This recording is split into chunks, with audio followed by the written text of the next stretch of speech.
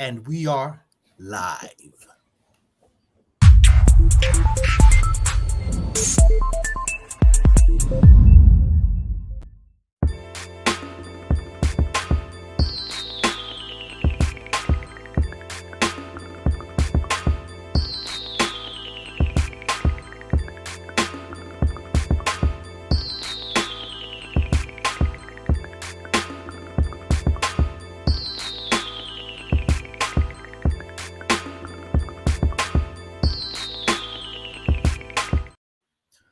Greetings and salutations, Focus Up family.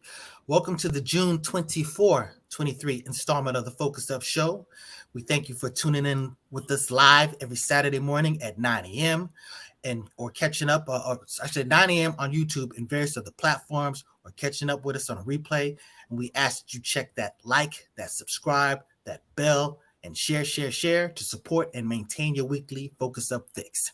I am Mr. Nice Guy, nice as in the word Saint spelled backwards, and my co-hosts are the lovely First Lady J. We got Walk, damn it, all right, Walk, host of Sex Talk, Walk on Thursdays. The lovely Walk. The debonair handsome Walk, and the infamous El Pooh. How you doing there, bro?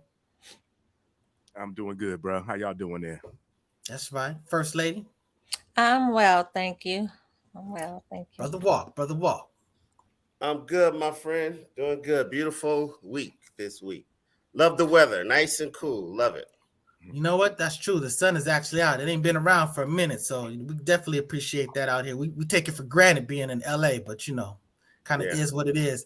And we want to shout out to Brother Floyd X, who's there in the ether. He's doing the stuff behind the scenes. So, salute to our brother, and we know he's doing pretty all right. So let's get on into it with the news. So first up, we're going to talk about this submersible.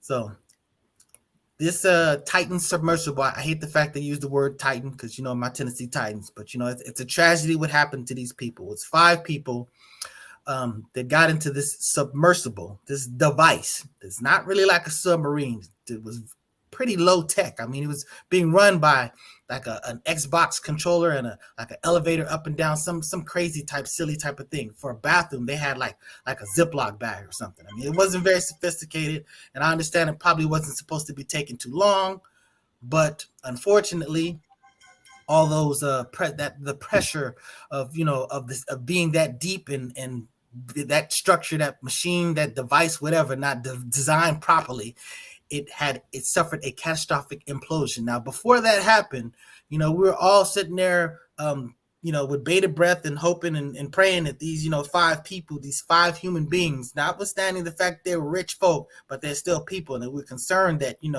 that they only had I don't remember if they said like 90 hours of oxygen at first. And so, for the last few days, we've been so preoccupied with that.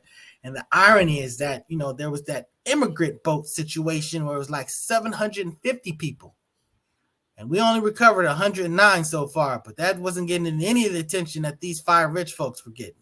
But and this is an actual picture of the submersible. Yeah. So, yeah, I mean, that's actually it. That's crazy. They decide just hop in there. This is the thing we're going to take to view a wreck at the bottom of the ocean. And ironically, they became a wreck at the bottom of the ocean. Yeah. Yeah. You know what? This is like, I'm going to be honest. Like, I don't feel bad for these guys because they basically signed their own death certificate. They basically signed their life away. It was like 5 different pages, and 3 of them had like, you can possibly die on here. It's very sad. And like, I was in the Navy before, and I know about submarines a little bit. Like, when they're going underwater, they have plates that shift to condense itself the lower it goes. Like, and this is just a little vehicle that somebody put together in a basement or something. Like, I feel bad for them. Of course, the loss of life, But come on, you got to figure out what else you could do with $250,000. That'll change my life. What you got to say, brother Floyd X? I wanted to hear the first lady what she had to read about it, as we could get some go do a deep dive into it. No pun intended. Okay. Sensors operated by the Navy detected the likely implosion of the Titan submersible hours before the U.S. Coast Guard publicly shared that it had gone missing. A revelation that means a 5-day search that sparked round-the-clock media coverage may have been futile from the start. All right.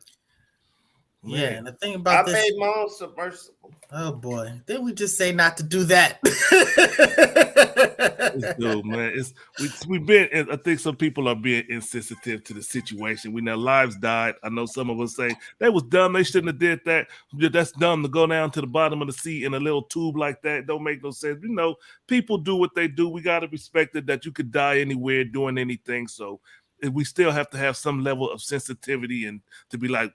To say we don't care, to me, that's not how I ride or I move. I think it's disrespectful.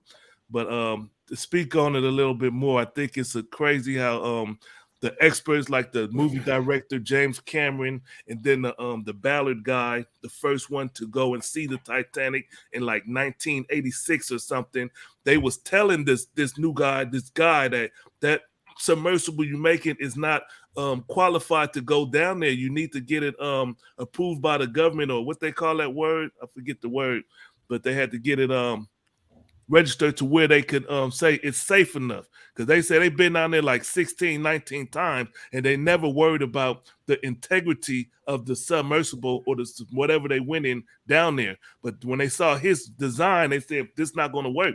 And he just kept using it against their advice. So, you know, we got to use good judgment when doing things like that or deciding to do things like that. Because would any one of you have gotten into that thing to go down there?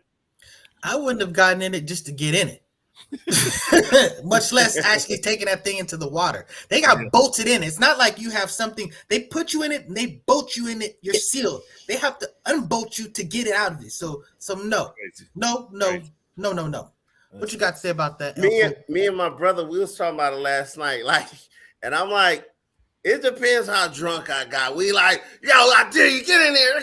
Maybe, I don't know. But to plan it for weeks or months ahead that I'm going underwater to look at the Titanic.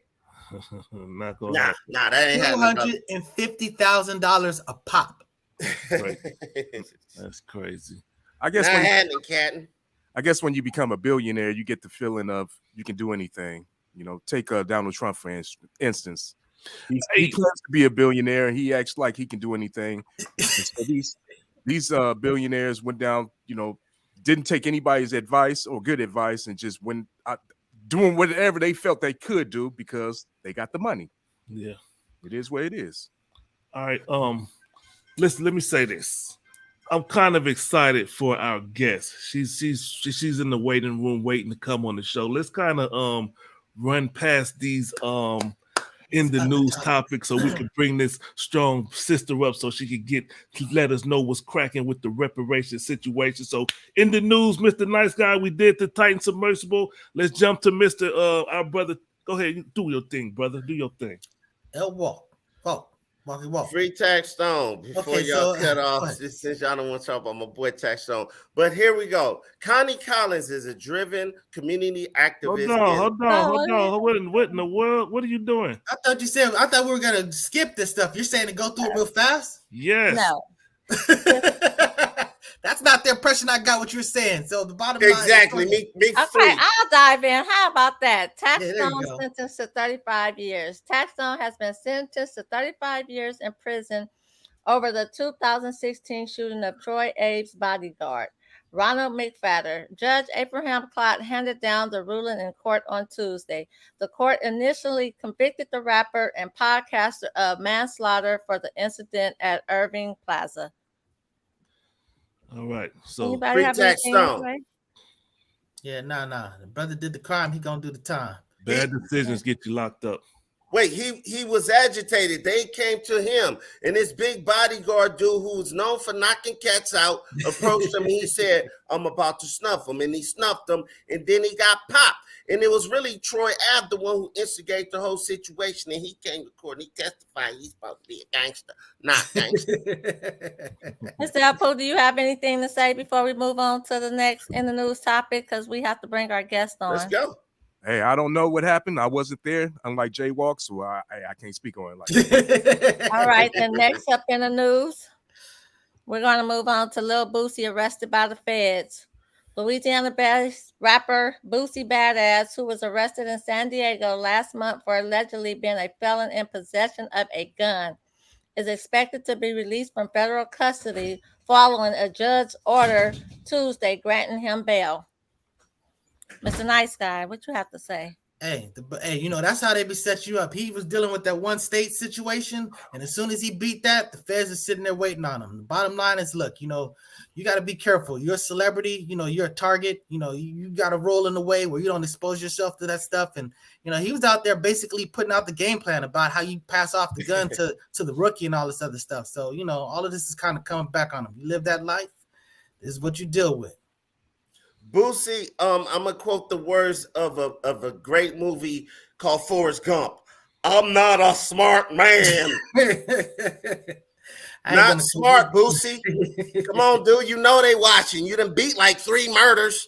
They in for you. See how all these rappers are getting RICO acts and getting 30 years, taking deals for like 15, 20 years. Come on, bro. Get it together, Boosie. Yeah, his mouth rolled a check that his body couldn't cash. We'll see.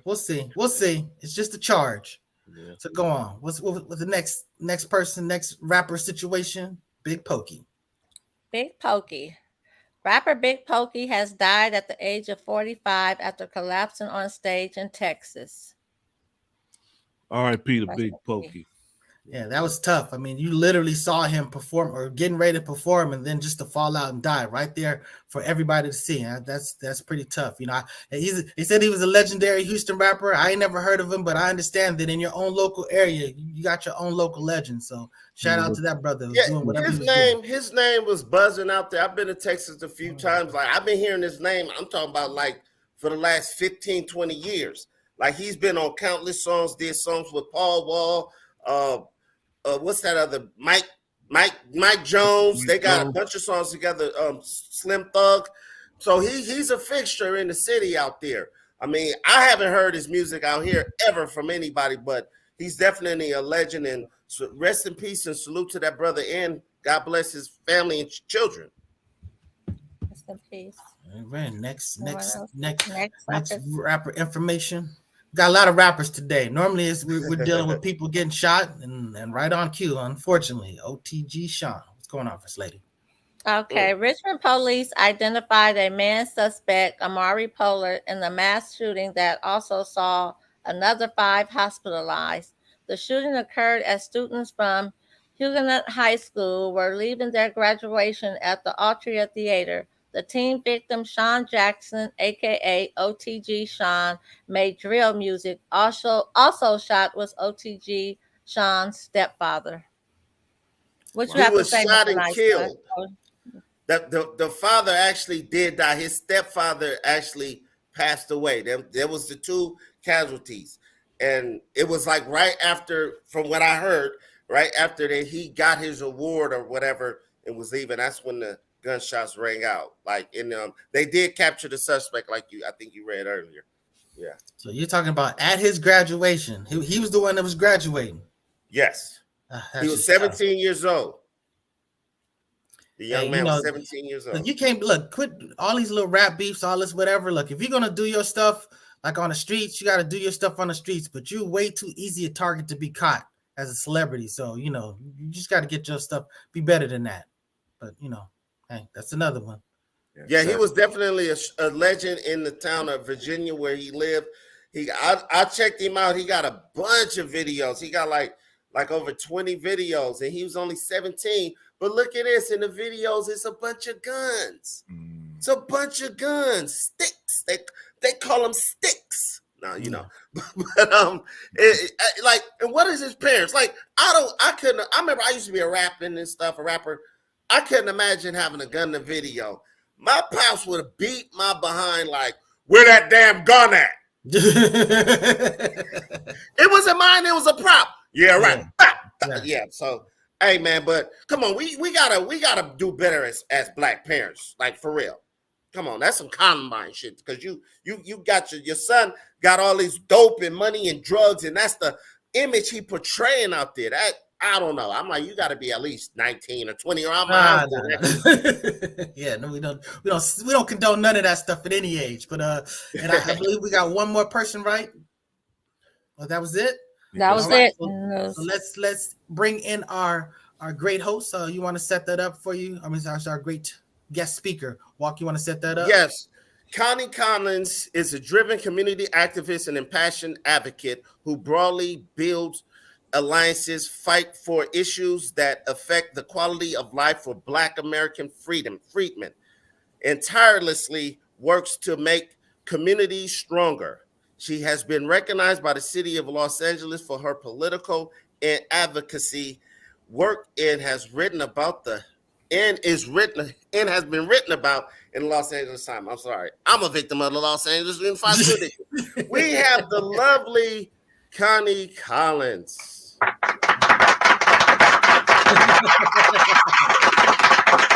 Welcome to the show, Counselor. Hello, people. How are you guys? Doing good. Man, thank you for having me. I appreciate it. Definitely. It is great to have you on the show. I know I harassed you for a few weeks to get you on, but I am so glad that you are here. Everyone is happy that you're here. Definitely looking forward for this information. Definite. So let's jump right into the interview. Go ahead, brother. Let's get into this reparations. This is the topic for today. First of all, Miss Connie, what are reparations for? Oh wow! Okay, we're jumping right into it. Before we get into it, would you guys mind if I commented on the Titan real quick? Oh yeah, sure, absolutely. Okay, I have a theory. I think those guys wanted to disappear. Did we see them get in the submarine in the tin can? No, I didn't. Who would have got in that? Let's think about that. That's crazy. Mm-hmm. And then, how come no one talked about the impeachment of Joe Biden? That's what was going on. That's what they were distracting us from. Well, you're talking about the Bobart. Wait, you're talking about Bobart and MTG's efforts to impeach Joe Biden. That's what you're talking about, right? Yes. Because they were sitting there catfighting about, whose plan was to go with and calling each other the B word. But yeah. Right. But I believe the House passed the articles of impeachment. I didn't follow up. I didn't have time. Yeah. Oh. But no, they're on their revenge tour. They're definitely on their revenge tour. They said they were going to do it, and they're following up with it. So we'll see how it plays out. Yeah. Well, I'm with it. Impeach Joe Biden. I'm with that. Oh, I'm with that. MTG is going to be a running mate to Donald Trump. That's what you think so? I believe so. I think that would be disastrous. Oh no! Hey, Walk would love to support. Hey, Walk, tell him how you would love that ticket. Let's do an intro to Miss Connie Collins. If you'd like to give us a brief history about yourself and how did you get into activism and okay. Well, let's see where I start. One, I'm a 61-year-old woman, so I've been at this for a very, very, very long time. Wow. Yes, I am. Wow. I tell everybody. Yeah, the reason I tell my age is sometimes people talk down to me. And I'm like, no, I'm elderly. If black don't crack was a person. If black don't crack was a person. Go ahead. Hey. I need to see your ID. Where your birth certificate? Like how Donald Trump do with my man Barack. Where your birth certificate? No, I'm just kidding. Who your people is. But that's right. Age is something we earn. So yeah, we wear it like a crown. But go ahead.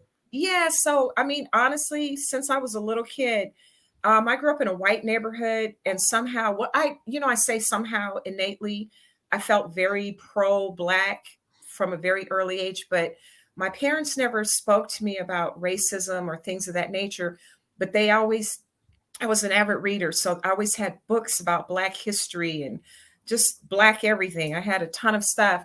And so I had a sense of pride at a very, very early age. So I've always been the kid that spoke out. People made me feel uncomfortable. So to all of you who feel very pro-Black and your friends and your family tell you, oh, you always doing too much. Oh, you that hotep. Yeah, I'm that person. That was Malcolm X. That was Malcolm X. That was Martin Luther King. That was Fannie Lou Hamer. That was our sister Harriet Tubman. So if you're feeling uncomfortable, stick with it. It only takes a few to make a change. So to get back on track, reparations. So I was always a person that spoke out. I've been an activist since I was like early 20s. I've always been involved in something. I'm a political science major. I went to Howard University, HU, and and Howard University School of Law. So it's just a penchant for me. But I know that our people are great and mighty and beautiful people. And so I want to make sure that we fight to be recognized in this country. We are this country. We are the American dream. People come here and emulate us because we are the dream. People come here and build upon what we've done because we are the American dream, but we're the only people not allowed to fully realize the dream. So I hope I kind of summarized that if I didn't get too far off base. Oh, no. Okay. No. Well, let's get into it. The topic is reparations. Hey. What is reparations for, and who should receive it, Ms. Connie Collins? Well, reparations, contrary to popular belief, reparations is not for being called, I don't know what words I can say on here and I can't. Oh, you can say whatever words. It's not for being it's not for being called nigger. It's not for being called jigaboo. It's not for being called monkey. None of that. You could include that in reparations as racial terror, but reparations is for, over 450 years. Actually, it's more, but, the United States was formed in 1776. So we don't start at 1619 because that was the colonies, and we can't get reparations from the colonies. So we have to get our reparations from the United States. So going back to the topic, reparations is for ongoing injustices and harms sanctioned by the United States government. And what that means is that's slavery, that's peonage, that's convict leasing, that's Jim Crow, redlining, denial. Some people don't know we were denied, even while paying taxes, we were denied over 34 to 37 years of unemployment, Social Security, and the veterans that fought in the war, GI benefits, mass incarceration, police brutality, drugs dropped off in our community. That whole crack era, I was around for that time. Devastated our community, set us back. If you go and look at old Ebony and Essence magazines, you'll see how prosperous we were. We were really on the rise. Gentrification, environmental racism, building toxic factories in our community, running highways through our community, land theft. I mean, millions, hundreds of millions of land have been stolen from us. And right now we're seeing our sister, what's her name? Josephine Cheeves, I believe. She's a 93-year-old woman out in South Carolina. They're trying to take her land, her house. My friend in Ohio, Amazon, just took his land. Yeah. And we could go on and on. People don't know that. What do you call it? Eminent domain. Yeah, but in New York, the park, Central Park used to be Seneca Village. That was our community. And we could go on and on and on. But the horrors that have been inflicted upon us is the United States government is responsible for that. And white people go, oh, why should I have to pay out my pocket? When you are a citizen of the United States, you're responsible for its debts as well as receiving the benefits. We don't complain about all the money going to the Ukraine, right? Right. That nobody asked where the money was coming from for COVID, right? Where's Indian all this reservations? Man, where's all this money coming from for all these illegal immigrants to get free phones, Wi-Fi, PS5s, free transportation? Some people $3,000 to $8,000 a month, but when it comes to us, it's like, ooh, we're gonna break the bank. So, well, I gotta stop you there on the free phones. I got 2, so watch out. I got the PS5. I need that. That's for my music. Now go ahead. You're also the son of an immigrant. Wait a minute. Who's the son of an immigrant? These two. Okay, what's your ethnicity so we can talk about this later? Central America. My dad is from Honduras and my mom is from Guatemala. Yes. I cannot see who's talking. Is that Walk? Yes. Yeah, that was Walk, but they're brothers. So Walk and Foot. Yeah, so at the top right and the bottom, well, go backwards. So it's going to be to your left. Okay. Sorry. So say it again. Where are you from? Where are you from? My pops is from Honduras from Central America. Okay, so Caribbean. Okay. And Latino. Yeah. Yeah. And okay. Yes, Belizean roots. Yep. Okay, we'll get into that later. Okay. And then you said who should receive reparations? Yes. And now we're getting into it. So with this movement, it's become very difficult. People are calling us hateful, divisive, and xenophobic because we are very adamant that reparations should only be for Black Americans, freedmen, and we'll get into what a freedman is, but Black American freedmen, American descendants of chattel slavery, and a lot of immigrants. And then Walk, do you consider yourself an immigrant? No. Why not? I was born here. But you're still an immigrant. So I'll tell you why. There's a reason they say first, second, third generation immigrants. Yeah. You see my point? Right. Okay. And the United States is a very sneaky creature. And that's why I'm going to get back on point. A lot of immigrants don't speak out as verbally as Black American freedmen because they're afraid their family will be deported or whatever. And that's that fear that the United States keeps hanging over the immigrant community head. But our thing is that we are the people that have been in the United States being subjected since 1776 to the most horrific things that a human can imagine. And reparations it's not a new thing. It's a process that's been going on forever. White people received reparations for freeing our people. So reparations is for a group of people that has directly been harmed by the United States. Sometimes it could just be a group of workers. It could just be a group in a neighborhood. In this instance, it's a group, an ethnic group, and we, American descendants of chattel slavery, are that ethnic group. So what you saying? So wait, hold on. Let's get this straight. So am I getting a check or not? You are not getting a check, sir. No, sir. Oh, that's right. Our next guest coming on. I'm kidding. Go ahead. No, but let me explain something. And this is the part people call us hateful, and we argue with immigrants all day. It's an ongoing roast session. It turns very mean and spiteful. That's another discussion. But what we're saying is, we'll just speak about melanated immigrants like yourself, okay? Until 1965, there was less than 1% of melanated immigrants were in the United States. So that means they weren't here for Jim Crow. They weren't here for peonage, convict leasing, slavery, medical experiments, having their babies fed to alligators, being beaten, whole families raped. That's what these atrocities are. So we're going to start in 1965. Thereafter, people have been here for, crack, the dropping off of crack, police brutality, whatever. But what we say to those people, if you have a claim, you all need to get together and bring your own claim. And for some reason, people find that hateful to say, but that's just how it works in the United States. This is a legal precedence.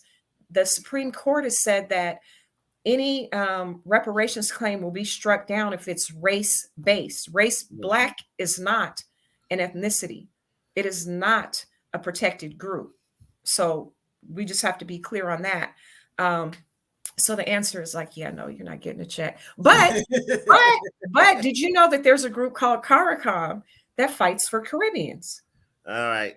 Well, let's move on. Oh, this is a good point, because the fact of the matter is, even though the Caribbeans, you were dealt with your separate sort of slavery issue, the issue is that the culprit was not the United States of America. So that's where the distinction is. It was France, Spain, and Portugal, I believe. So that's right. So you need to go after those folks. But yeah, so right. But let's deal back with this American-born blackity black folk that had to deal with all these particular issues. And this is the thing. And then we're, a lot of immigrants are new to the country, and even first generation, they'll be like, there's no racism. And we're like, what are you talking about right now? Just because this isn't like a foreign country, like in Africa, where they're shooting us down in the street. They have destroyed us already. They've taken everything. Now everything is systemic. It's built in the system. We're able to spot it easily. We know the tricks. So when immigrants are here, they're like, you guys are always mad. You're always complaining. And we're like, because you don't see the play. We are born into this. We have oral history. We have lived history. It's in our DNA. We have generational trauma. So anyway, having said that, who gets it? There's two prongs. You have to be able to trace your lineage back to at least 1870 to an enslaved person or a free person from the 1870s. And you specifically have to have been identifying as Black, Negro, colored, African-American, something along those lines for the last 10 to 12 years. And what that does is I checked that box. That box is one that goes far back. Just the Black. Get to the 1870s. Holler at CARICOM. I got 10 years checking Black on the box. That's that selectiveness. But I want my check. Excuse me, real quick. We try to do things correctly on the show. I just wanted to help you out, sister. You got the reparationist in your tag misspelled. I just wanted to get it corrected. Yes, just so you can say, "Oh, nobody did tell me." So I just wanted to tell you if you could. How do I correct it? You should be able to go to your. If you click on if you click on your own character, I believe you'll be able to. Oh, I see it. Yeah. Well, I didn't have on my glasses. I told you guys I'm old. Now you're trying to call me out in front of people. I just want to make the correction. Okay. Visual acuity goes away pretty quickly, so that's what we deal with, in life. But there you go. That's right. So everybody's wondering what the word, the proper spelling, the reparationist. So speaking of reparationists, I have another question. Sure. How much should be paid? And I'm getting in on that, so don't trip. I mean, how much should be paid? How much should we to us?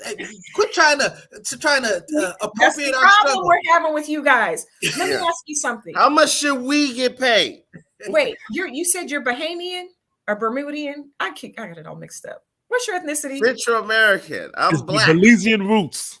Okay. Okay. I don't know are you saying Belizean or Bermudian? What? Belize. Okay. Look, quick question before we move on, just so we can get this settled. Walk. Am I Belizean? Yeah, I don't know. Am I Belizean? I'm not Belizean. Okay. Am I Central American? I don't know your roots. I just told you I'm a Black American freedman. Okay. No. Okay, so next question. What are the top 3 favorite dishes in your household, your ethnic dishes? You don't want to know. Come on, let's do this. Let's go real quick so we get back. Just so we can clear this rice up. And beans and chicken. Okay. In my house, right? Yeah. We ate American food. We ate a lot of steak and chicken and greens. We're 2 different ethnicities. You guys also probably speak another language in the household. So what we're saying is, please stop flattening Blackness. Every other ethnicity, Trinidadian, Haitian, Jamaican, Senegalese, Nigerian, Ghanaian, everyone gets to have an ethnicity. But when it comes to us, everyone wants to pile into our culture. That's highly disrespectful. We have a culture, we have a food, we have a language, we have flags, we have history, we dress a certain way. We're not white people. We are Black American freedmen. So we're asking immigrants to please respect that. We just had Juneteenth and we're fighting with everybody. And they're like, but it's our holiday too. Why do Haitians get a Haitian Flag Day?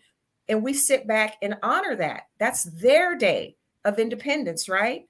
Everybody else has an Independence Day. We don't put up red, black, and green colors. We don't go to their festivals waving our American flags and playing our music. We go and we uplift and we celebrate and we respect. And that's what we're asking in return. So when people say we all Black and we go, we're not, don't get upset with us because we're saying don't erase us. Stop flattening us just because people immigrated to the United States. So how much should be paid to you're not getting any you guys? Wait, you wanted me to ask these questions? How much? I'm going to tell you. I'm a joke. Look, he's mad. He's big mad. We're going to have a whole lot of fun with this afterwards. So I'm going to be in the same line y'all in. And you're going to get rejected. Look, take that. So anyway, long story short, there's a book called From Here to Equality. I suggest that everyone read it. It's by Dr. William Sandy Darity, and it outlines everything you need to know about reparations, and it's a great read. So there are economists that some people say 12 million, 12 trillion for all of us. Some people say 17, believe it or not, some people say quadrillion. And the reason they say that is how can you compensate a people for what we've been through, right? But Dr. Sandy Darity estimates that everyone would receive approximately $875,000 per piece. That's the cash portion. People go, well, why do you need cash? Well, we live in a capitalist society. So we are also advocating for free tuition, for colleges and private schools, interest-free business loans, interest-free home loans. I can't think of everything, but a lot of other tangibles and policies. And then people go, oh, we should get free land. We don't need cash. Well, what am I going to do with 50, 100, 600 acres of land if I don't have money to develop it? And reparations is a debt. It's not a handout. It's not a gift. It's money that is owed to us for our generational wealth being stolen. White people are in the best position in the world because they got interest-free loans. I don't know if you remember when Martin Luther King said this. They killed him right after this. When he started talking about reparations and the Poor People's Campaign, that's when they killed him. He woke up and he said, oh, I fear I've led us into a burning house, because he was so, Rainbow Coalition. And white people are able to pass on generational wealth through home ownership. And then you build wealth, you can extract money. We don't have that type of generational wealth passed on. I hope I answered the question. I think I went all over the place. Absolutely. That's true, because it's a lot of people that look at white people and think like, oh, they're just smart and they know how to invest money. But a lot of that was free money. They got basically welfare that they got to live in the suburbs and pushed us out of communities. And that's where they established their core as far as their houses. And it was passed on to generation to generation to generation. So, yeah. Well, look up. There's an article called 8 Times White People Got Handouts to Get Ahead. So look that up. Huh? No, I'm writing that down. Yeah, please look that up. And also, we've got to remember the racial terror. White people have actually physically come when the government didn't take it. White people came. And those lynchings were primarily upscale Black people that had land and businesses. So a white man that was poor, Black Wall Street, stuff like that. Here's another great article, America's Racial Amnesia, the truth about looting and rioting. They call us looters and rioters. They've looted and rioted every prosperous city and town that we had, over 300, including, we're Lake Lanier. They flooded us out. They burned us out. We're the only people to ever be bombed by the United States government on U.S. soil. The only people. So Black Wall Street, we got bombed. Operation Move, we got bombed. And then my hero, Micah Johnson, you guys remember the cop at the Black Lives Matter thing, and he put on the ninja outfit and he was like taking cops out. Micah Johnson, you got to look it up. MICAH. They've even removed it off the internet. It's hard to find the actual footage. It was fascinating. He was like a real life superhero taking them out. But they sent in a robot, cornered him in a garage and blew him up. That's illegal. That's an extrajudicial murder. You're supposed to arrest and take to court. We're the only people treated like less than. Yes, definite. Wow. Okay, I got a question. Sure. It's been 160 years since the promise of reparations. Why are we still talking about it today? Well, good question. We're talking about it because it's the correct thing to do and it's owed. Everyone else has received reparations. I told you white people received reparations for freeing us because they lost property. It was a government taking, right? The Japanese, the Guamanians, the Native Americans, the Tuskegee Institute men. Reparations is not new, but we're still talking about it because the United States government does not want to atone for its sin. They don't want to admit that what they did, was wrong, but they also don't want to admit they aren't as superior as they say. Once you start paying out reparations, now you've got to discuss the history like we're doing. Oh, you stole this? Oh, you ran up in our houses during the Great Depression and just took our stuff? Like when white people were hungry, they just ran up in our houses and took stuff. Yeah. Okay, if you haven't seen a movie called The Rape of Reese Taylor, they keep calling us rapists. I think she was raped in the late 50s. I was born in 61. These white guys snatched her coming from church and knew her, raped her all night for 14 hours, beat her up, then dropped her off on the road. She could never have children again. So they would have to discuss these things. They would have to discuss their rampant pedophilia with us. Right? You see how they're running from critical race theory, so it's not surprising. Right. But I want to get back to his point. So we're still talking about it because Congressman John Conyers introduced the legislation 37 years ago, and he introduced it. Kudos to him. He introduced it every year. And he said, I'm going to keep introducing this until we get reparations.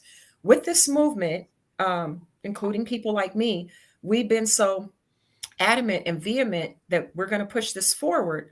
So when he passed the mantle off to Sheila Jackson Lee, I get it wrong, Lee Jackson, one of the two, at least it was finally introduced, but it died in committee.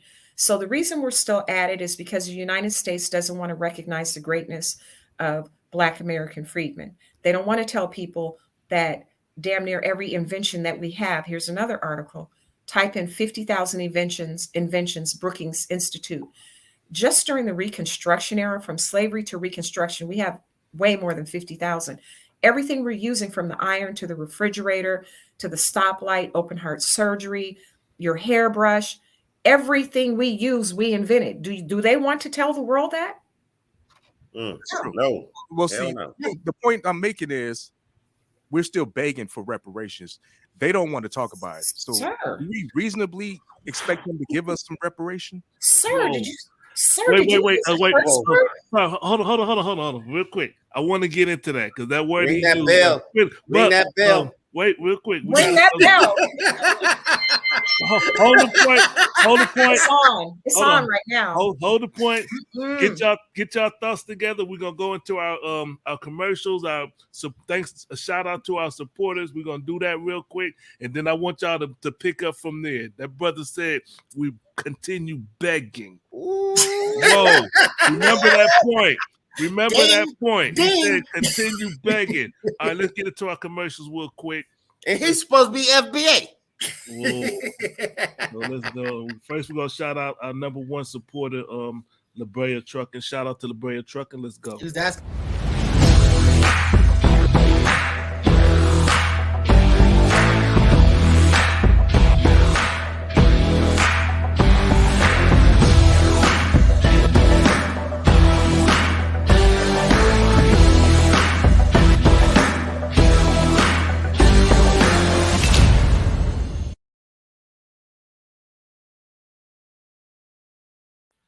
Call that brother if y'all need some towing from across the country. The brother tows from the East Coast to the West Coast, North to South. He tows across the country. Call that brother if y'all need some towing. Our hip hop artist, Mr. Not towing, transfer. He moves equipment, helicopter wings. Thanks for the correction. Towing. Like you're gonna tow a car from LA to Compton. Trucking. You need something moved, you call that brother.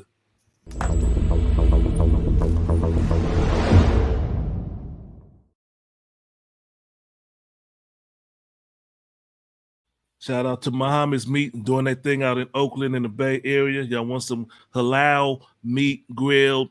Shout out to the brother Muhammad's Meat. Y'all saw the number, call the number, and he'll let you know where he's located. Then let's get to our hip hop brother, Mr. Toppy Wappy.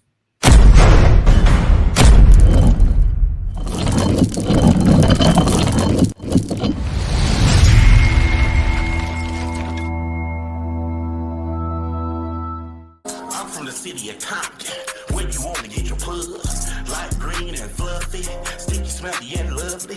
Got that powder too, you know what it do. Caribbean flavor, sit still in my plate. Bust stupid they can. Shout out to Mr. Toppy Wappy. All musical platforms you can find his music. And then finally we'll get into our brother Smoking Dave's Barbecue. He got the pop-up going down. Come get you some bomb-ass barbecue, the best in the West Side. The date is July 2nd and July 3rd from 10 o'clock to 6 p.m. on 4611 West Jefferson Boulevard, Los Angeles, California. You can pre-order. You can pre-order you some food. He got some whole chickens he cooked. He slapped on some beef ribs, some pork ribs. He slapped on the vegetables. He got a whole lot going on. You can reach him at 323-845-5215. Collard greens, mac and cheese. Hey, collard greens. I done had his food before. My boy hooks it up. Lil Dave, quit playing. It's your boy. Open you a restaurant, man. But he doing it. Support the brother. Black-owned business. FBA like me. Let's go. All right, real quick. So what we're about to do here, I'm going to clear the screen. We're going to have Mr. L. Pool and Miss Connie Collins one-on-one. Everybody else, I'm going to put y'all in the background. If y'all want to chime in, just raise your hand, and I'll bring you on, and you can ask a question if you see something here or something you disagree. So, El Pooh, I hope you're ready for this fade, because Miss Connie Collins, she ain't no joke. I've seen videos on the system. I've seen her put it down. She went head up with Power 106 and told them, hey, y'all got to fix that, bringing on the racist Latino brother. She fixed it. She stood there strong with that bullhorn. Sister walked the streets with a bullhorn. Come on now. And she talked to a Mexican brother, tried to approach her and try to confront her. You said Mexicans need to go back and fix their country. She said, I did say that. And I said, Africans, you need to go back and fix your country too. Now what? And then she got silent. All they wanted to bicker and back. Oh, they just trying to interrupt, because people do that. When you out there protesting, they got people who come in and try to distract you from the program. I've been there, I've done it, I've seen it. And that sister, she recognized it and said, move on. She was on. Ring the bell. Ring the bell. Let's go. She was on. The sister was on an episode of a cartoon called Bougie Bear. If you don't know what I'm talking about, you don't know what I'm talking about. We're going to leave it there. And the brother tried to confront her. She stood strong. Let me answer. You finished? You got a question? And then she laid it out. She laid it out to that brother. And all he could do was sit there and try to bicker and yicker and yacker that brother out of here. Connie Collins. Hold on. Connie Collins, ain't no joke. Let's go. It's a one-on-one. We'll take that fade. Connie Collins versus El Pooh, because El Pooh said that, hey, reparations, they still begging. That's what the brother said. Miss Connie Collins, handle that. No. Before we go into that, let me say this. Wait, place your bets. This all love. What I'm really asking is, why should we reasonably believe that we can get reparations from a country that can't even recognize what we're owed it for? Don't backtrack. You said begging. Yeah, we're still begging. He's trying to backtrack. Yep, we're still begging.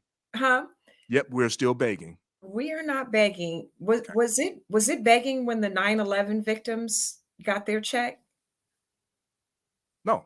Right. Is it begging when the Native Americans keep getting reparations year after year? They got theirs though, right? Right. But wait, you said we're still begging. I'm gonna get to it. Mm-hmm. Is it begging that, I'm trying to think, when people were unemployed during COVID? No, when the government harms you, The government, via the Constitution, must compensate you. In this instance, we know that we're living in a country. The underpinnings of this country, the foundation of this country is racism. This country was built on slave labor. We have to keep going. We have to keep fighting. At one point, people said, why you will never be free. We'll never be free. Contrary to popular belief, abolitionists did not free us. We freed ourselves. There's another article, or you can Google almost anything about all of the slave rebellions. We gave white people so much hell, we were killing them left and right. They don't want to talk about that, right? Mm-hmm. So we're not begging, we're demanding that the debt that is owed to us be paid in the form of cash and other reparative justices of things that were denied. And like something I said earlier, why is it that we are in the United States? This is unconstitutional. Our tax dollars went for white people to get unemployment, GI benefits, and Social Security. We didn't get that. All of these things are setting us behind. That is a taking from us. Now what we're seeing, where's Walk? I don't want him to start swinging. This mean you. Go ahead. Let's go. Okay, but I don't want Walk to get mad. Why are our tax dollars funding new arrivals in this country who've contributed nothing? They're flooding the border, but they're being housed. When here in the state of California, it has now risen to 60% of the homeless are Black American freedmen. Of that 60%, 75% are Black American freedmen males. We are being displaced in unemployment. We are owed our money. We should not have people go, you're lazy. We're not lazy. They didn't call us lazy until we didn't want to work for cheap enslaved labor. Now they tell us, well, you got to work harder. You got to compete with the immigrants. Why? We're Americans. We're foundational to this country. We are not begging. We are demanding that the government treat us like first-class citizens, like people who built this country. Immigrants did not build this country. We built this country. There was no Latinos here in the 1776 and the 1900s. It was minuscule. We are not begging. We are demanding that a debt be paid and that we be restored to and the way that it works illegally is you have to be restored to your previous state or what you would have achieved had you not have been harmed. Okay. But we've been making these demands for at least 100 years, right? No. Well, you're right. Callie House was one of the first. But Marcus Garvey. Let's go. Well, a whole lot of people. What I'm saying is, no, I'm like, do you want to talk about Marcus Garvey? Because he was no. Let's talk about what we're talking about. Let's talk about we've been making these demands for at least 100 years. Mm-hmm. They haven't budged. But they have. With this movement, the current reparations movement, we have never had the bill leave committee. It left committee. It got marked up. It was supposed to go to the floor, I believe, on either it was the 4th of July, 2021 or Juneteenth, 2021. I can't remember. We are making progress, but let's remember something else. We are also a people who came out of abject poverty, illiteracy. We had to get our footing. We had to grow. We had to learn. After the civil rights movement, the mistake that we made was we thought that we still had these strong leaders like Adam Clayton Powell and Malcolm and Martin and other politicians that really fought for us. We went to sleep. My parents' generation, they were just trying to survive. They were like, get a job, go to college. We'll put this in their hands. People like me, although I was an activist and I've worked in politics, I really thought Black people were working on our behalf. No, they've killed everyone that literally speaks for us. Have you noticed we never see our politicians get on the mic and say, oh, what happened to Trayvon was horrible. What happened to George Floyd? But you see the Asian leaders step up. During COVID, they said we are being genocided. The hate crimes against them went up. They went from like 6 hate crimes a year to 21 a year. Wait, I got to interrupt.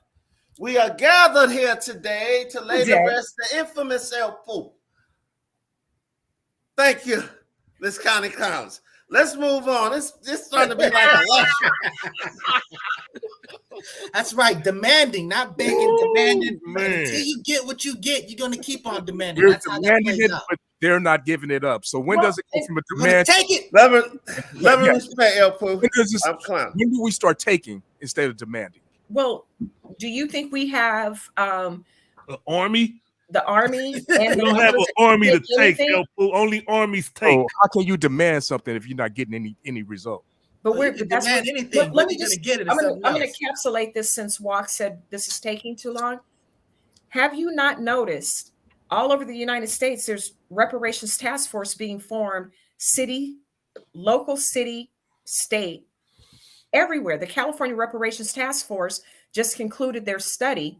And yes, people go, why do we need a study? You do need a formal something that says these are the harms and this is how much this is worth. But every state now is having a reparations task force. You're telling me that's not progress? Every presidential candidate prior to COVID, every time they were on stage, they were asked about reparations. This movement is effective. It's intelligent. There's a free reparations quick guide by Dr. William Sandy Darity. If you don't want to buy the book, From Here to Equality, he has a 3-volume reparations quick guide that it'll answer every question. It's user-friendly. We're making strides. And you know what I say to you, Pooh? Pooh on you. Whoa. He said we're not. Dearly beloved. Hold on. First of all, don't get it wrong. I'm just playing devil's advocate. I know you are, but I'm just being a clown. Hey, we love it, sister. You great we job. Appreciate what you're doing. Hey, we like you out there fighting. You know, we really appreciate that. We need everybody to actually stand up and fight for this, really. But we need to be educated about it. That's why I want to, get this out there. So I don't mind when people, because sometimes people come at me for real, but it's an opportunity for people to hear a differing viewpoint. And you may walk away and not agree with me and people like me, and so be it. Okay, there's another topic. Let's move. We're not moving on from reparations like it's but let's move on to the cultural appropriation, because that's a topic that you also want to speak on, my sister, my fellow FBA sister. Let's go. I did not write down cultural appropriation. Oh, you know what? He said that. So we put that on. Yeah. Okay. So I know. Real quick, I know that the sister, that was one of the things that you addressed when you went head up with Power 106, in the sense of that it's an all Latino station and they playing Black music all day. Is that considered like cultural appropriation? Oh, most definitely. Okay. So an example of cultural appropriation is exactly that. Okay. The Meduello group is a Colombian-owned group, very wealthy Colombians. Wonder where they got all that money from. Right. Ouch. Wow. But they're going around buying up all of the Black American freedmen radio stations, and they're not hiring anyone but Latinos. They're playing. If you go to their website, it's nothing but Black American freedmen on the website. So you would be led to believe that this is a hip hop station. It's all on-air personalities. They allow like American Cholo to come on there and say nigga. He went on there and said, we don't deserve reparations. And pretty soon their kids, they have to stop their kids from acting like us. They're going to be like the jungle. And they're using our culture, but promoting this type of racism on air, economically excluding us. And then they laughed at me. I had 3 protests down there, and they basically were laughing at us like, what you gonna do? And we still have something planned. It's going to have to go to a much higher level, but that's cultural appropriation. Not only that, one last thing. Not only that, all these other ethnicities walk. I'm addressing you. Wait, we in this together. Do I need to clear the screen again? We in this together, my Black Nubian sister. We're together. Go ahead. You're probably going to take umbrage to this. Yes. We don't even want melanated immigrants using the N-word, dressing like us, talking like us. That is our culture. Hold on. We don't put on Ghanaian garb or Nigerian clothes and start saying, what is this? Oh, what is, well, nigga, where are we going? We don't do that. That sounds like mockery, doesn't it? Look, this is my show. This is my show. You ain't gonna come on my show. Oh man. Hey, she just let the bodies hit the floor. I love it. Hey, Floyd X, adjust your screen real quick. Show what time it is. Wait, one more thing. Come on that one side. So yeah. let me tie this into economics. It's not just appropriating our culture, but we have people from outside of our ethnicity, like Power 106, like Emmanuel Acho. We have a lot of melanated immigrants. TV. That too. But the melanated immigrants are coming here knowing that they're African or Caribbean or Afro-Latino, and they get on TV and say, well, Black people, we don't deserve reparations. Black people, we need this. Who are you? You are not from our ethnicity. Then we have people, like you said, Vlad TV, No Jumper, all of these people making money off of our culture. All around the world, hip hop is the biggest thing that has ever hit the world. Yes. Excuse me, real quick. I gotta do some catch up. You know, the sister made a whole bunch of points, so I gotta catch up real quick. Just excuse me, real quick. That's one for Sister Connie Collins. That's two for Sister Connie Collins. And that's three for Sister Connie Collins. I think I owe two more, but I'll get to those later. Right. Respectfully. You know what, too, Miss Collins? Yeah. I didn't get your information, like your hookup, like to see what you have coming up. I know it's if somebody wants to work with you, how do they reach you? Well, I'm moving kind of slow right now. I have an organization. It's called the National Coalition for Equality, Equity, and Justice. It's NCEEJ. So you can go there. Oh my goodness. You can go there. There's a flyer or something. You could go there and hit me up there, or you can contact me at upscommittee@gmail.com. And we do have some things coming up. I had a lot of death threats after Power 106. Oh, wow. No, it was quite frightening. And your Belizean brothers and sisters were part of it. Really? Yes, they were very upset. Belizeans, I didn't know, considered themselves Latino. And so me speaking against Power 106, I had so many death threats that they started a security fund for me online. Wow. And to this day now, I've had to change my whole lifestyle. I can't just go out, like. Let me ask you, when you say the Belizean, was it the Crips? Melanated Belizeans? Yeah. Wait, who is I don't know my gangs. I don't know which set to rep, but there's a lot that the Crips or the Bloods here in LA are predominantly Belizean. That's Bloods. So I never knew. I didn't know that. Bloods. It's Bloods? How do you know? It's actually just a couple of Crip and Blood sets. Wait, hold on. Because I'm in the streets every day. No, yeah. You set up his catchphrase.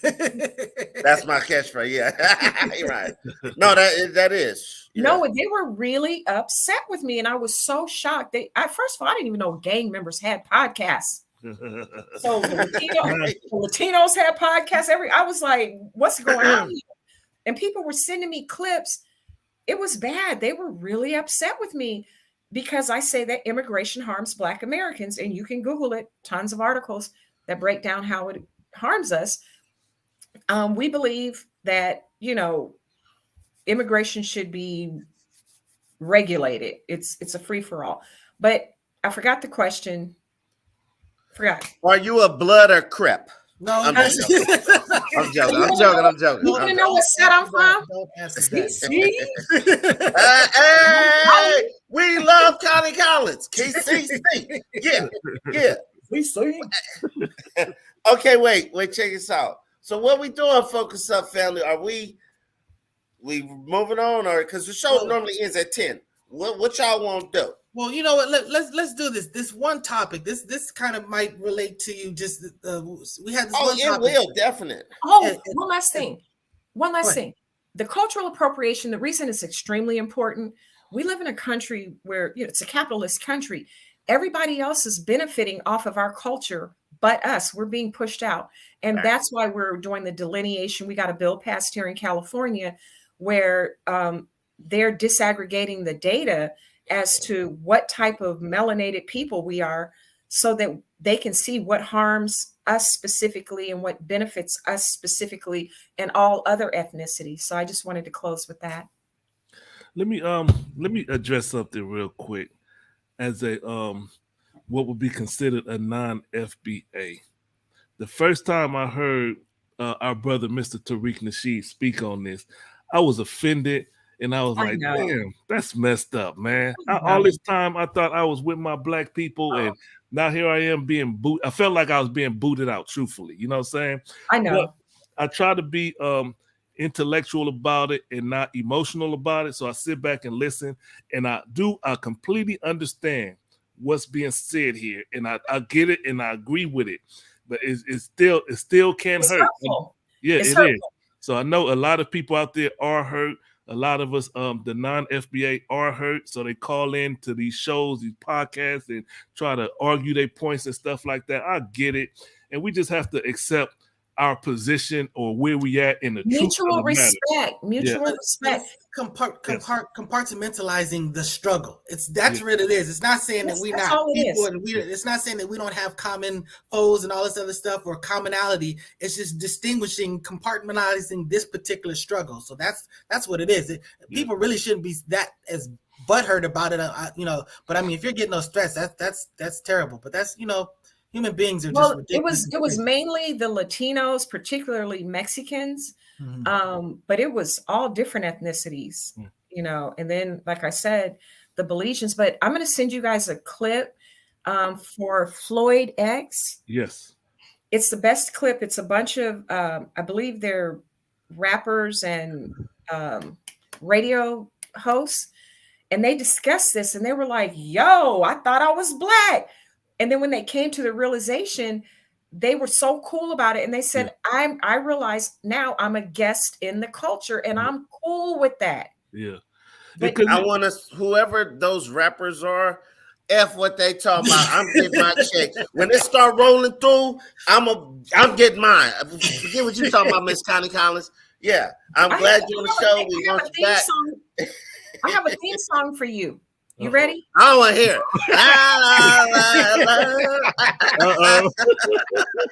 Get the horn ready. Let's hear this song. You ready? Ice, ice, baby.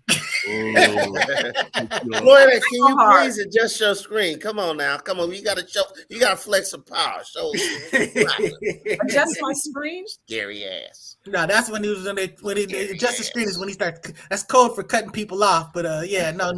This has been great information. Scared. Trust me. But I was just gonna do this. I ain't playing with Connie Collins. She ain't no joke. That's a strong sister in the fight. And I respect our elders. That sister is doing her thing. I greatly respect and appreciate what she got going. I'm a soft girl. Why do we always have to be strong? Where's my sis in the corner? Ooh. She's a soft woman. Ooh. We're soft. What do you feel about that? Speak on that, sister. Go ahead. We got a topic. What? We got a topic for the next. I just want to crown you, Miss Connie Collins, because me being the first lady on this show all the time dealing with these male testosterones, I'm gonna give Mr. Nice Guy a little pass, but you have been one of the first ones to be able to shut Mr. X. I'm gonna say the Johnson's brothers down. That's right. That's right. Boy, adjust your screen, please. Yeah, let me fix my screen here. Okay. And you know the best thing you said? Didn't you say Mexican had to? Didn't you say that Mexicans should go back to Mexico and fix up their country? I said, and fix their country. You're right.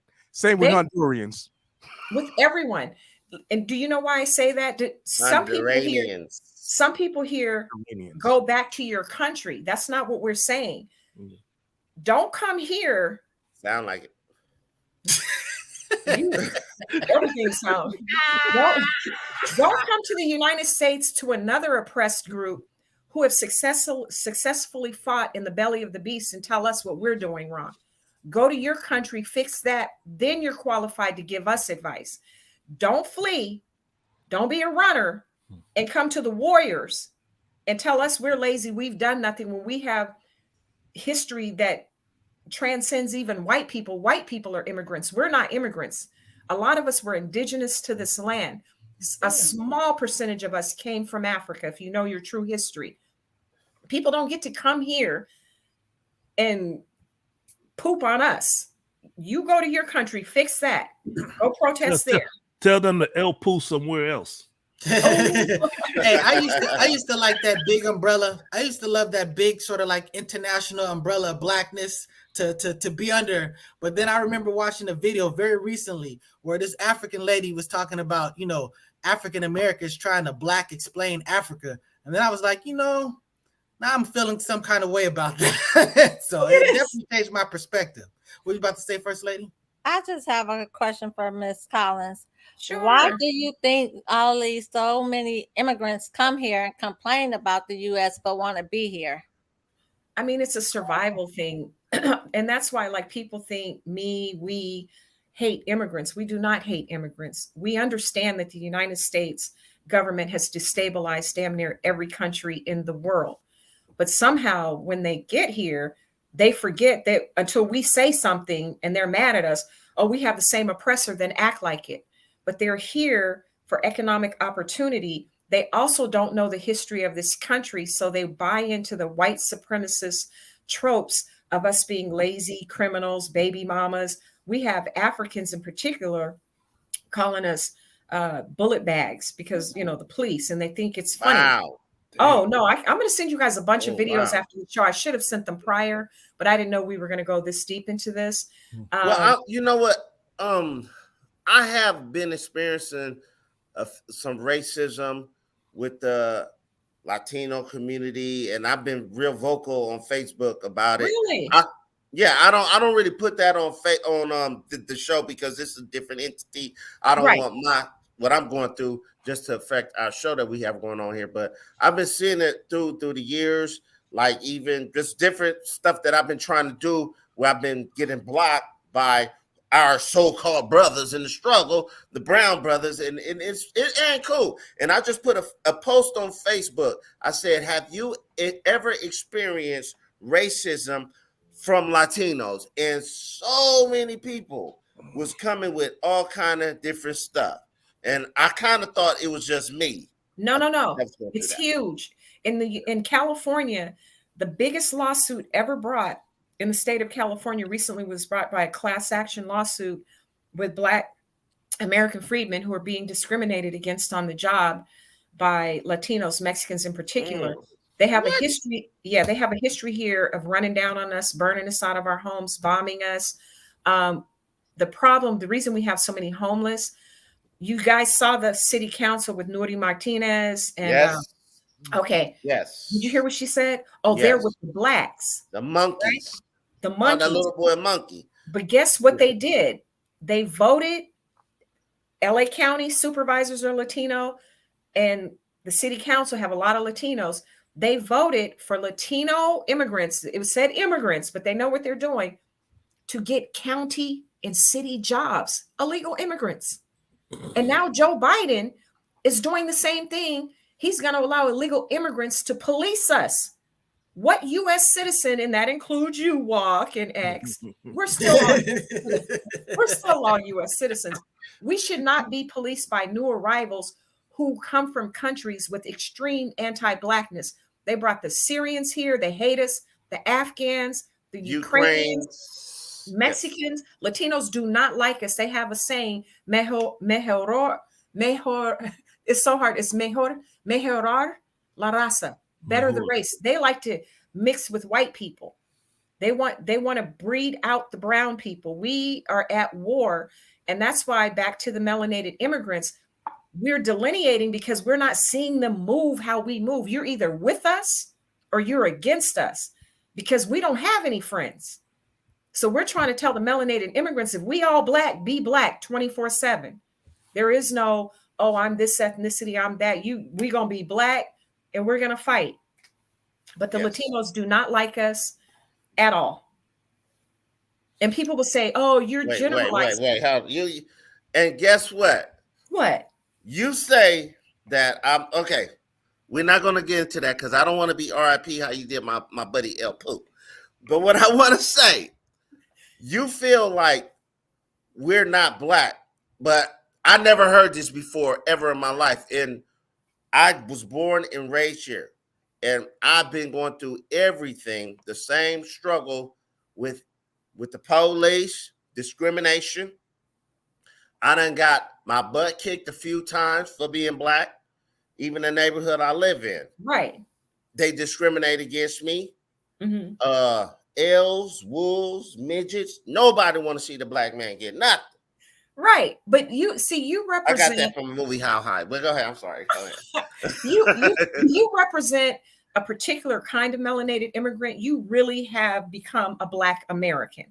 We have other immigrants that don't, but we always say this: don't relegate our experience here to police brutality. See, we've been here. The stuff that my parents have gone through, that I've gone through, I've been to a sundown town. Yeah. I know. Yeah.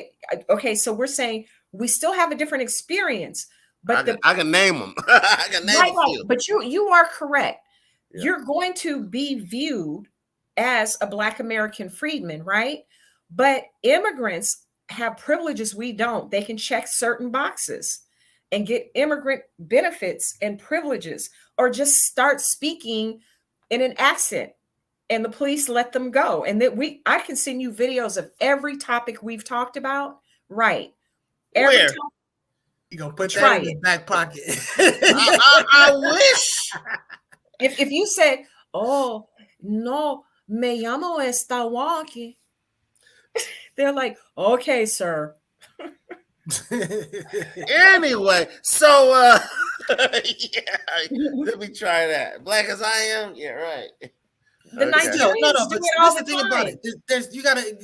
There's degrees of black. So she's talking about a particular black structure. You experience certain black, dynamics, but the bottom line is the totality of it is the history of the slavery and all this other stuff. It's just a different thing. It's it's who did it to you and where it was done and how it was done, and it's hold on, man. Me don't need no one to tell me how to be black in America, boy. That's exactly. That's what you do when the police pull you over again. Here's up.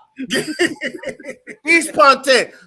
Connie Collins bomber cloud with the rascal tang, boy. Rascal. Exactly. Hit a bullet, Can we get this topic out of you? Because we're going to pivot a little bit. We need to do a whole show on this, because I'm going to send you guys video clips. We are down for that. We are absolutely down for that. Because I think it will be helpful and it will unite. Now, you guys must not follow me on Twitter. You think I'm a beast in general. So we were battling on Clubhouse. We started talking about reparations. Man, the Nigerians flooded the room, 300-400 at a time. What is in it for us? What is in it for us? We were like, what are you talking about? It's not just this is our reparations. Then they said, you have no culture. You're lazy. You've contributed nothing to the United States. You've just been here on welfare. First of all, welfare didn't even start until the late 50s. But having said all that, we need to come together. But right now, the roast session is on and popping. So every time somebody talks mess about a Black American to me on Twitter, if you go to my timeline, you can be like, damn, Connie, you're nothing nice. Well, they're nothing nice. So we're going to continue to battle and roast until we understand that respecting each other's lineage, ethnicity, history, like we understand what melanated immigrants are escaping. We see the horrific things going on all around the world, but we can't have people coming here cloaking themselves like Emmanuel Acho does uncomfortable conversations with a Black man. He went on Jimmy Kimmel, a grown 40-something-year-old man went on Jimmy Kimmel and said, yeah, I didn't know I was Black until I played in the NFL. I can send you video after video of melanated immigrants, famous ones, regular people. I can send you a ton. It sounds like what El Pooh said earlier. Yeah. But let me say this or ask you this, sister. I mean, it sounds like that because of the statement of individuals and certain sections and groups, you're putting us, I'll say us, all in the same basket. If you ain't FBA, you ain't with us. You are a position. You are basically somebody else, an outsider. Right. But the only thing that I disagree with, if you're at war, if somebody's not 100% with you, if there's an ethnic group over here and they say they're an ally, but you see them talking reckless, a lot of them, like we don't have a racial slur for other melanated people. But every other Black melanated ethnicity has a racial slur for us. How? Sway? Like how? How am I an Akata? How am I Obruni?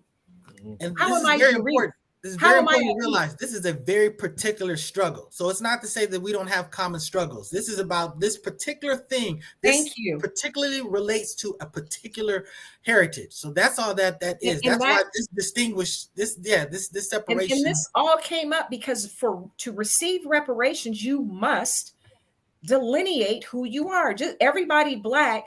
If I get hit by a car and you guys are watching on the sidewalk, do you get a financial settlement because you're Black? No. Or because you were in another car on the same day on the same street? No. That's not depend how you work it.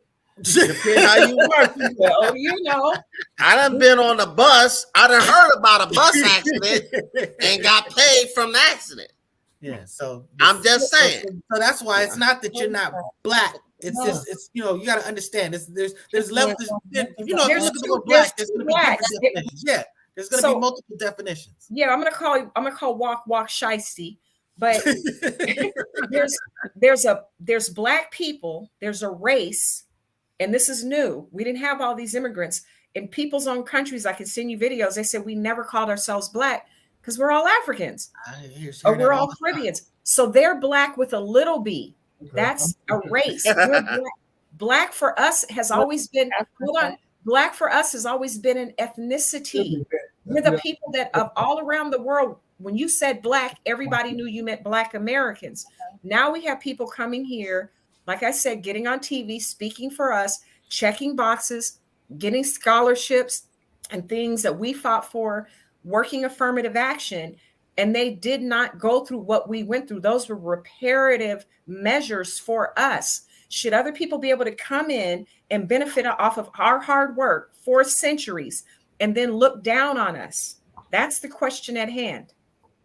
And then X, real quick. On us. That's the key. Well, X, you said, am I generalizing? It's not just a few people. That's why I pointed out on the continent, they all know what an Akata is. They know what a Jareer is. So what do you say?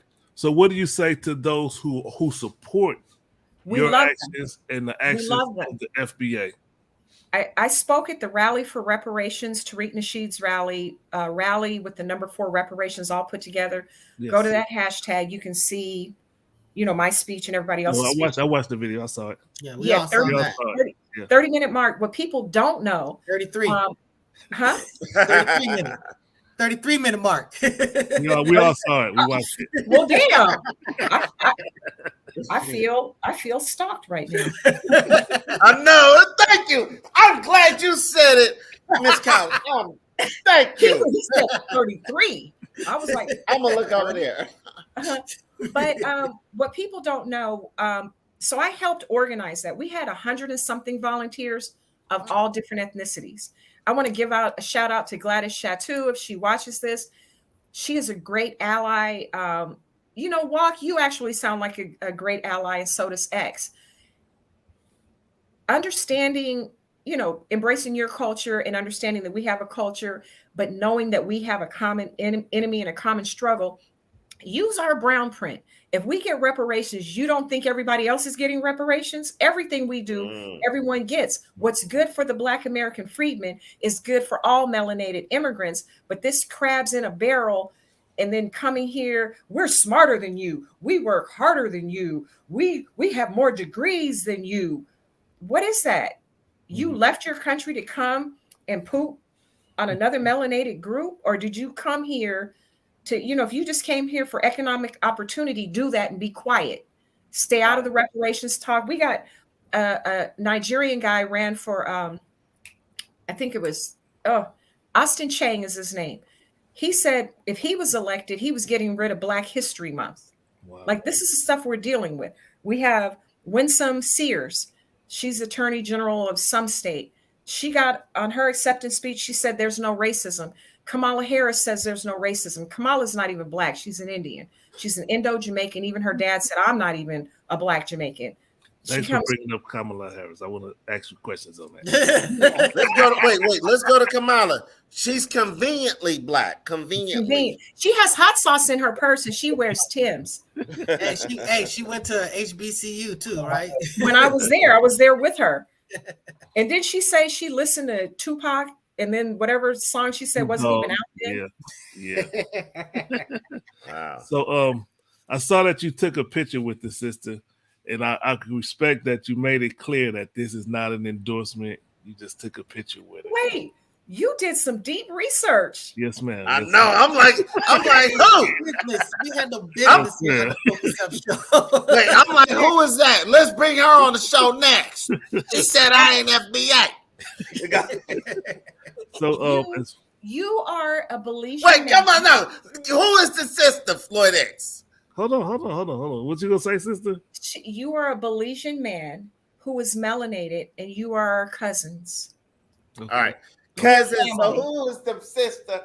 Come finish what you were saying, Floyd X. No, I was talking about the sister when she took a picture with Kamala Harris. I want to hear your perspective. You gave us some, but what's your full perspective on Kamala Harris?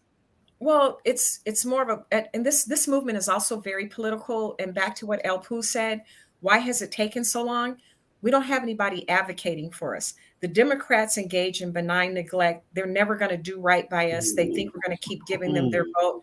Part of this movement is we're not voting for Republicans, Democrats, independents, libertarians. We're giving our vote to whoever has a black agenda. If you're not helping, and that includes you, Walk. No, that includes this guy right here. No. That's right. That's we're saying. Like, look, the bottom line is vote your agenda. We no. These individual people. That's what we've been saying the whole time. No, you're the one who's just been basically giving a rubber stamp to Donald Trump because you think he's a gangster. Wait, so let me not put. You already took an L. You already took many L's today. How many more L's do you want to take? Hold on, real quick. Back to Kamala. Yes. Okay, so reflection. I had to bring in the Democratic thing because what they're doing is they're bringing in the Kamalas and people who look like us or who have melanated immigrants. They don't have the same agenda. And so now we're fighting for ourselves. I used to lobby. So you don't vote blue no matter who? No, boo. Oh, man. See, that's what nice guys do. No, yeah, you gotta rhyme that too. Nobody on this show does. Nobody on the show. We vote. Let me clear the screen. Oh, you adjusted the screen. Let me adjust the screen a little bit. We're getting distracted here. Come on, focus, man. Go ahead, finish this. So back to Kamala. I brought up the Democratic agenda. The Republican agenda is no better, but what we can't engage in identity politics. We got to stop voting when we see brown skin, because what we're seeing over and over is they're enriching their pockets from James Clyburn. I can't even think of all the politicians, but when you get behind the scene and look at what they're doing, they're not advocating for us. Kamala Harris is a Trojan horse who swore in as an Asian, an Indian American. She always swears in as an Indian. Her mom's birth certificate, her mom is as brown as me, and it says she's white. So we have to stop with identity politics. We have to get savvy. We have to ask questions. So when people get upset with me on Twitter and elsewhere, because remember we started the show, I said, "Oh, what's your ethnicity?" And people are like, "You always stuck with somebody." Yeah, I need to know who I'm dealing with. Yeah. I need to know what your mindset is. I need to know what your politics are. That's what an ally is. You don't want to get caught like Dr. Umar speaking to a transgender and calling them sister or queen. So you need to know who you're dealing with from the rip. I respect that. Did you see what Umar just did? So Umar is the ultimate pan-African. Wait, hold on. Watch out, Doc. That's my guy. Here we go. Here we go. Let's go, sister. Let's go. Don't worry about it. You straight. Let's go, sister. Let's go. The ultimate pan. What? How? The ultimate pan. What you call it? Shiesty. Yeah. Listen. I like that. Walk shiesty. Hey, whenever somebody says something negative to me, I adopt it. You're a contrarian. Yeah, I'm with it. Yeah. So that way it has no effect. Go ahead. See, Dr. Umar, we keep asking Pan-Africans, what's in Pan-Africanism for us? Because most Black Americans, we were raised with a Pan-African mindset. We were all Black. And that's why you said you never heard this, you're not Black thing until now. Yeah, we woke up. We're like, This is a trick bag. You're running game on us. Everybody's not acting black with a capital B. So Dr. Umar has been, an ardent Pan-Africanist. How come now that he got upset, did a whole video going off on melanated immigrants because they don't send their kids to his school? And a lot of Pan-Africanists, we keep saying if Pan-Africanism works, why aren't y'all over there in Africa? Why aren't you in the Caribbean? Why don't we have citizenship? Caribbeans get citizenship in African countries. We don't have citizenship in any country. People will say, oh, you do in Ghana. No, that's residency. Everything is about money. You've got to go through this long, arduous process. You've got to partner with people to get land, to get a business. Notice what you're saying. Everything is because of white folks. Like those are countries that are dominated by white folks. Right. Every country you're mentioning. But I think what she said, but we live in a country dominated by white folks, and we fight them. We speak out loud. We don't lay down. When I talk to melanated immigrants, they're like, you guys are loud. You're troublemakers. Just be peaceful. No, we're not going to lay down. We're not going backwards. We're moving forward. So that's what's going on with us. So Umar, demanding, not begging. Yeah. And Pan-Africanists, they always listen to what they say. Oh, I have a business over there. Everything's money for them. And they're trying to convince us, go back to Africa. Why am I going to go to a country that everybody is fleeing? That makes no damn sense. None whatsoever. Then Umar does a video talking about how mad he is with melanated immigrants when he realized that it was going to impact his pockets. You got to watch out, for these pulpit pimps. Oh boy, man, we could have missed. We really could have used our brother Omar to be co-signing and expanding a lot of positions that you take, because he doesn't hold any punches about people like Dr. Umar and Dr. various type of things. I mean, he talks about like Obama. Wait. What was that you said, El Poo? Dr. Excuse More. He talked about Obama. He's like, his father is like some Ghana. You know what? And his mother is white. So the bottom line is he ain't black. Well, Umar is Cuban, by the way. No, I was talking about Obama. I said that his Obama's not a black American. He's Kenyan and white. And he's came from a very wealthy family. And he's related to the Bushes and I believe the Rothschilds. Cousins. There's levels to this stuff. Levels. Obama. Okay. People don't get to be president if you're not connected. Well, Miss Connie Collins, it's been great having you on our show today, and we would really love for you to come back whenever you're available to dive into different topics and hear your opinion on different subjects. It would be great to have you on. You always are welcome to come to this show. If you got an agenda or an event you pushing and want to come on, and you're welcome to bring it here, and we'll promote it for you. Whatever you need from us, we're here to help you because we appreciate you. Thank you. And I want to wait, and you will be in the shout outs now every week. You've been on the show. You will be in the shout outs. We're gonna put your contact email back up here again too, just to okay. And I really honestly, guys, thank you so much. I had a wonderful time and I like the flow, and then we could discuss the topics in a friendly, not so friendly way. And no one took it personal. And believe me, you guys. I took it personal. I took it personal. No, I'm just kidding. Go ahead. I'm just kidding. Go ahead. Personal. Mm-hmm. Go ahead. No, and you guys can always push back on me harder. I'm not too sensitive. So, but thank you so much. And I wish my beautiful sis would have spoken more. I wanted to talk to you. Next go round, I was listening to you and receiving everything that you said. I know pretty much everything you had to say remind me of what I was telling the fellas a couple of weeks ago. It comes from Good Times. My favorite saying for us as Black people: united we stand, divided we fall. So we definitely need to stand together to get what we need and want. Yeah. Well, let's see what we can do. And I want to bring you back to address the thing, because I'm always up for correction. When I said a strong Black sister, you said I'm not strong, I'm soft. And that's something that she said that? Yes. So I mean, I'm always up for correction, and we just used to hearing strong Black sister, so I'm just used to repeating it. But I'm always up for correction. If sisters don't want to be called strong, I would love to expand and hear that in future shows. So you're welcome to come back whenever you're available to speak on that also, sister. No, thank you. I'll definitely come back whenever you guys invite me. Okay. Thank you so much. Hey, y'all know y'all gonna see that on my Facebook feed a lot, like soft sisters, strong brothers. Man, that's wow. All right, thank y'all for watching the show. We out.